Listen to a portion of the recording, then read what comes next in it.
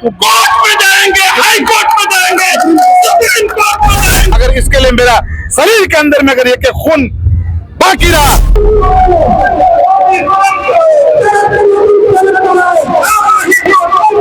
ये आंदोलन रुकने वाला नहीं है। ये आंदोलन अभी लंबा चलने वाला है।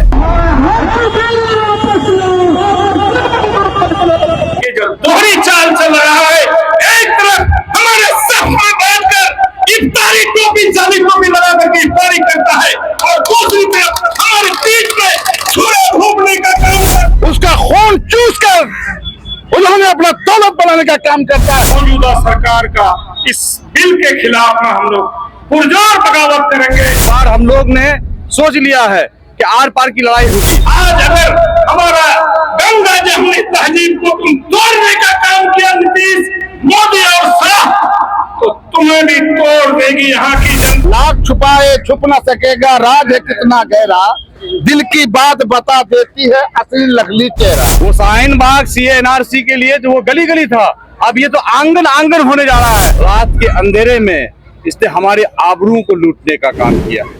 आज और संशोधन को लेकर जिस तरह से किसान रैली की गई, क्या कहना चाहेंगे इस वक्त और संशोधन को लेकर? देखिए, ये मौजूदा सरकार एक तबके के लोगों को नीचे दिखाने के लिए और खास तौर पर हमारे पूर्वजों की दी हुई वक्फ की जमीन को, जायदाद को हड़प करने के लिए इन्होंने ये काला कानून पास करने का जिक्र कर रहा था, लेकिन कल अचानक आकर के उसको पास कर दिया लोकसभा में। हम लोगों पर वो उम्मीद थी कि राज्यसभा से पास कम से कम नहीं होगा, लेकिन आधी रात के बाद मंसूबा और डिक्टेटरशिप लगा करके हिटलरगिरी करके 2:40 में राज्यसभा में भी इसको पास करा दिया। लेकिन उससे हम लोग घबराते नहीं हैं। मेरी बाप दादा की संपत्ति है, मेरे बाप दादा का जमीन है, मेरे बाप दादा का जायदाद है, इसको हम लोग वक्फ के नाम पर हमारे पूर्वज लोग दिए हैं, इसलिए इसका हम हिफाजत करेंगे और मौजूदा सरकार का इस बिल के खिलाफ में हम लोग पुरजोर बगावत करेंगे। इसके लिए हम लोग एक रास्ता खुला हुआ है कि अभी प्रधानमंत्री अपना जगह कर लिया और जो है मतलब लोकसभा और राज्यसभा में कर लिया, लेकिन राष्ट्रपति का अभी तक दस्तखत नहीं हुआ है। इसलिए मैं उम्मीद करता हूं कि राष्ट्रपति हमारी आवाज को सुनेंगे, इसलिए इस आवाज को हम लोग सड़क से लेकर के दिल्ली और राष्ट्रपति के कानों पर हम लोग भेजते हैं, ताकि हमारे पूर्वजी लोगों का जायदाद को मुक्ति मिल सके। ये सवाल ये है कि इस बिल से मुसलमानों को क्या नुकसान हो जा रहा है? देखिए, मुसलमानों का नुकसान अगर नहीं हो रहा है तो वो बताए मुसलमानों का नुकसान क्या हो रहा है। ये बिल आज पास कर किया और इसको ठंडे बस्ते में 10-20 साल छोड़ देगा। उसके बाद आने वाला नस्ल, हमारे जो बच्चे छोटे छोटे बच्चे हैं, कल को जवान होगा और नए नए सरकार आएंगे, नए नए ऑफिसरान आएंगे और हमारे छोटे छोटे बच्चे जब जवान हो जाएंगे उसको कहेंगे कि बाबू ये कानून तो पहले का पास किया हुआ, हम लोग क्या करेंगे। लेकिन अगर हम लोगों को ये बात बता दे कि मुसलमान का जगह जमीन और जायदाद को छीन करके उसको क्या फायदा हो रहा है, वो बात बताइए। मैं कह देना चाहता हूँ अमित शाह को, नरेंद्र मोदी को और खास तौर पर हमारे बिहार के मुख्यमंत्री को, ये जो दोहरी चाल चल रहा है, एक तरफ हमारे सर में बैठकर इफ्तारी टोपी जाली टोपी लगा करके इफ्तारी करता है और दूसरी तरफ हमारे पीठ में छुरे घूमने का काम करता है। ये नरेंद्र मोदी के साथ साथ बिहार का मुख्यमंत्री नीतीश कुमार जी, मैं नीतीश कुमार को कहता हूं कि नीतीश कुमार, तुम ये दोहरी राजनीति को बंद करो।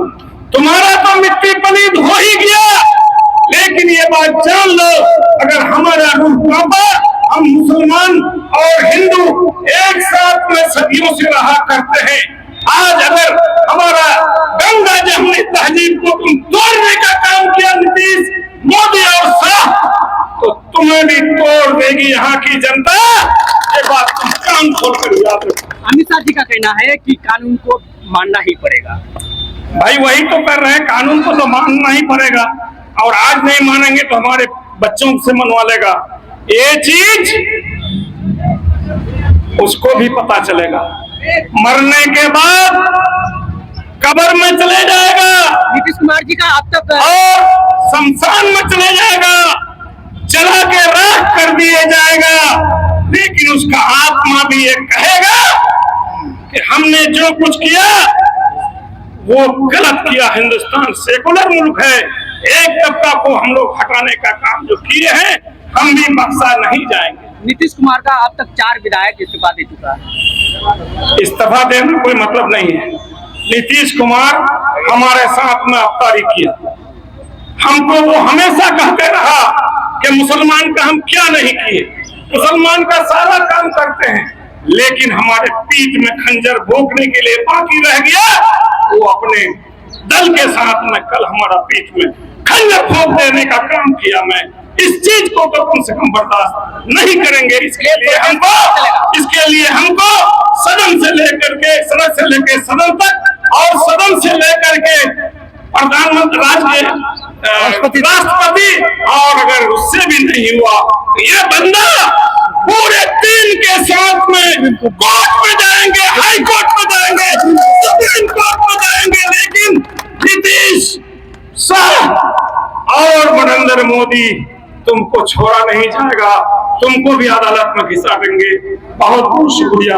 वक्फ बोर्ड बिल को लेकर के आप लोग आज मार्च किया आप लोगों ने, और ये मार्च जो है चल के ब्लॉक कर गया है, और जहाँ पे आज मेमोरेंडम भी देखा, क्या लगता है आपको इस मार्च से कितना फर्क पड़ने वाला है भाजपा को? केंद्र में बैठी सत्ता में जो लोग हैं उनको कितना फर्क पड़ेगा? क्या लगता है इस मार्च से बिल वापसी होगी और क्या उम्मीद है? अस्सलाम वालेकुम, आदाब। मैं सबसे पहले आपको बता दूं कि आज हम लोग का ये मार्च एक छोटा सा मार्च रह गया। आपने एक सवाल किया कि क्या फर्क पड़ सकता है। बहुत पुरानी कहावत है कि एक चींटी जो है बड़े बड़े हाथी को भी काबू किया है। मेरे दोस्तों, मेरे भाइयों और आप बंधुओं, मैं आप सबों से ये बात कहना चाहूँगा, आपके चैनल के माध्यम से बताना चाहूँगा कि आज रात को 2:40 में इस बिल को पारित किया गया है। ये सरकार चोर दरवाजे से रात के अंधेरे में इसने हमारे आबरूओं को लूटने का काम किया है, इसने हमारे जमीन को हथियाने का काम किया है, ये काला कानून इसने लाने का काम किया है। इसके विरुद्ध में हम लोगों ने आज एक छोटा सा शांति मार्च रखा था, और एक मेमोरेंडम जो है हमारे जो पहला स्टेज, जो पहला पौधान होता है वो होता है हमारा प्रखंड। हम लोगों ने प्रखंड स्तर पर अपने आज हमारे माननीय विधायक जी ने मेमोरेंडम देने का काम किया है। वो गए हैं मेमोरेंडम देने के लिए और वहां से देकर के आएंगे।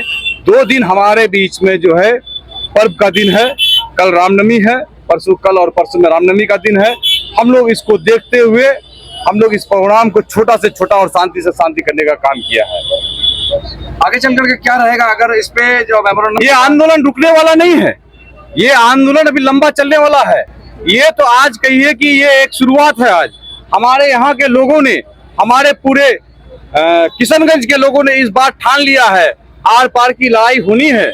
इस बात को मान के चले, इस बार हम लोग ने सोच लिया है कि आर पार की लड़ाई होगी, और इस सरकार को मजबूरन घुटनों के बल आना पड़ेगा और इसको अपना जो है ये कानून वापस लेना पड़ेगा। हम लोग इस मामले में राष्ट्रपति जी को भी हम लोग चिट्ठी लिखे हैं। हम लोग जो है सुप्रीम कोर्ट तक भी जाएंगे। अगर ये नहीं करेगा तो हम लोग फिर रोड में भी उतरने का काम करेंगे, और रोड में हमारे साथ में हमारे जितने भी लोग हैं वो सारे लोग उतरने का काम करेंगे। अब कहा जा रहा है कि जब CAA NRC जब आया था तो शाहीन बाग गली गली बन गया था, क्या फिर से बनने जा रहा है? ये तो आंगन होने जा रहा है, वो तो गली गली थी। वो शाहीन बाग CAA NRC के लिए जो वो गली गली था, अब ये तो आंगन आंगन होने जा रहा है। हर एक आंगन से आदमी उतरेगा और उतर करके वो रोड पर आएगा। अब सोच सकते हैं जब पूरे भारत में, पूरे हिंदुस्तान में जब लोग रोड पर आएंगे तो ये सरकार जो है झुकेगा, हर हालत में झुकेगा। 40 करोड़ मुसलमान सड़क पे दिखेंगे। 40 करोड़ बोलते सिर्फ मुसलमान सड़क पर दिखेंगे? हमारे हिंदू भाई भी सड़क पर दिखेंगे। आपने आज के मार्च में देखा होगा, आज के मार्च में तकरीबन सैकड़ों के तादाद में जो है हमारे हिंदू भाई भी साथ में है।